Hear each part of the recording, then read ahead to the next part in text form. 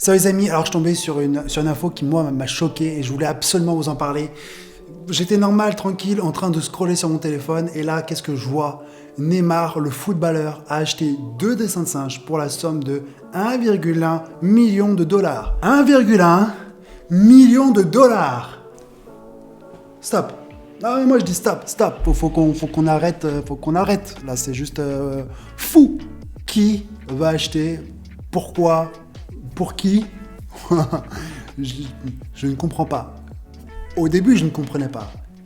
Et justement, j'ai envie de vous expliquer pourquoi Neymar a dépensé 500 000 dollars pour ce singe et 600 000 dollars pour ce singe-là. Déjà, il faut revenir à la base. Ces dessins de singes, ce sont des NFT.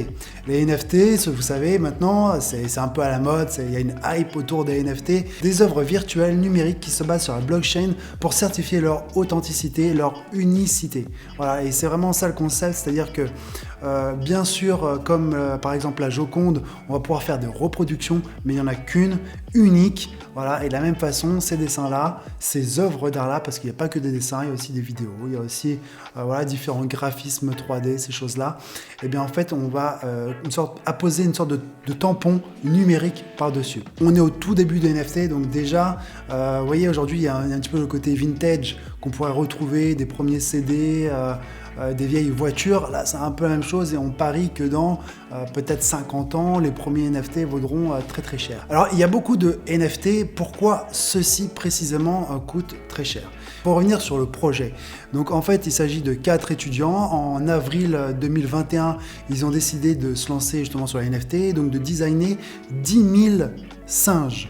Singes, des sortes d'avatars en fait, des personnages avec différentes caractéristiques. Il y en a vraiment de toutes sortes avec plein d'accessoires. Mais encore une fois, il y en a vraiment beaucoup et des NFT. On a connu les CryptoPunks aussi, donc c'était une déclinaison de personnages. Chaque CryptoPunk coûtait extrêmement cher et donc depuis, il y a énormément de dessins, designs, vidéos et autres. C'est vraiment encore une fois une énorme mode. La particularité de ce projet-là, et ce que effectivement je trouve plutôt cool, c'est que c'est pas seulement des dessins. C'est pas seulement une œuvre d'art. En fait, cette œuvre d'art, c'est en gros comme un droit d'entrée à une communauté. Donc, vous achetez une œuvre d'art et en même temps, vous avez un droit d'entrée dans ce qu'ils appellent le Bored Ape Yacht Club. Donc, les singes ennuyés. Voilà, donc c'est en fait une zone comme ça où tous les singes dégoûtés, ennuyés, pourraient se retrouver. Au départ, le projet prend pas spécialement. Je crois qu'ils en vendent peut-être 700 et le prix initial était à 350 $. Et ça monte pas plus que ça s'enflamme pas. Et d'un coup, en fait, il y a un journaliste spécialisé dans la blockchain, dans la NFT, ces choses-là, qui a dit acheter ces singes-là. Et petit à petit, voilà, ça a commencé à prendre de l'ampleur. Il y a des stars qui se sont mis à acheter des avatars parce que peut-être qu'ils trouvaient le design fun et voilà, et aussi ils ont envie de se créer une communauté aussi entre eux. Il y a beaucoup de communautés autour des jeux vidéo, Discord, etc. Donc je pense que ça vient aussi avec la tendance actuelle. Donc il y a Logan Paul, Jimmy Fallon, Justin Bieber, Steve Aoki aussi, qui ont commencé à acheter ces singes-là et à faire partie de ce club, et donc il y en a de plus en plus qui se sont mis à vouloir rentrer dans ce club. Donc le prix à la base était de 350 $, et en fait il y a un système de vente aux enchères qui a commencé à monter, et à un moment donné, Neymar voulait absolument faire partie de ce club. Il s'est dit que plus tard, ces singes-là, ces avatars-là vaudront plus cher, et donc il a été prêt forcément à mettre 500 000 $ et 600 000 $ pour l'autre, donc 1 million de dollars. Quand même dingue. Ceux qui font partie de ce club, donc ils ont accès à la communauté. Il y a un espace communautaire, sûrement une discussion entre eux. Il y a aussi des soirées. On a vu des soirées sur des yachts, des soirées dans des manoirs, des choses comme ça complètement folles. Les initiateurs ont prévu toute une roadmap et avec ils ont réussi à atteindre à chaque fois les nouvelles étapes. Je sais que là, ils ont développé des singes mutants. Donc ce sont de nouvelles formes de personnages, de nouveaux avatars. Ils vendent aussi des chiens, mais pour l'instant, pas la même chose que pour les singes. Ça permet d'avoir un droit d'entrer dans un club peut-être plus tard, mais aujourd'hui c'est pas le cas. Je sais aussi qu'ils veulent développer un jeu autour justement de ces avatars. Il va y avoir un espace aussi artistique où ceux qui font partie donc, du club vont pouvoir se retrouver et faire du graffiti. Ils veulent créer une zone comme ça, un peu dans le métavers, si on peut dire, dans un monde virtuel, d'expression libre.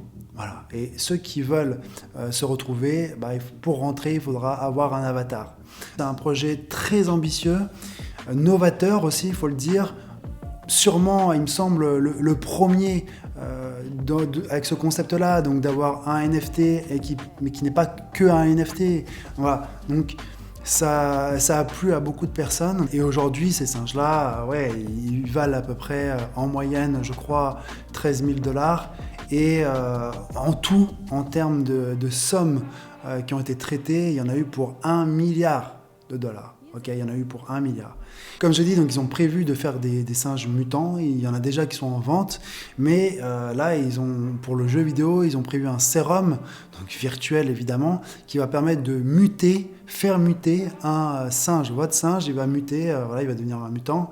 Il y a des fonds d'investissement plutôt classiques qui ont voulu s'acheter ce sérum-là. Il y en a un qui l'a acheté pour 6 millions de $.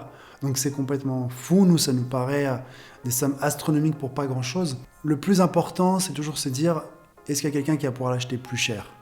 Et voilà, et je pense que c'est ça aussi, c'est ce système d'investissement et de revente qu'il y a derrière. Donc Neymar, il a acheté pour 500 000 $ un singe, 600 000 $ pour un autre singe. Et je pense vraiment que dans, 5-10 ans, il pourra les revendre peut-être 10 fois plus, quoi. De la même façon qu'on achète des îles ou qu'on achète des maisons à 20 millions de $, on va acheter en fait un accès à une zone virtuelle vraiment pour des millions de $, quoi. Parce que demain, dans cette zone-là, on pourra faire du commerce. On pourra vendre des choses. Et donc, il y a des marques qui vont vouloir forcément être sur ces créneaux-là et qui sont prêts à tout. Voilà, j'essaie de vous expliquer pourquoi Neymar a dépensé plus d'1 million de $ dans des NFT, dans des dessins de singes. J'espère avoir été clair. N'hésitez pas à me dire si ça vous a plu. Et dans tous les cas, je vais faire des vidéos encore sur d'autres sujets. Donc abonnez-vous, partagez, likez la vidéo et je vous dis à très vite.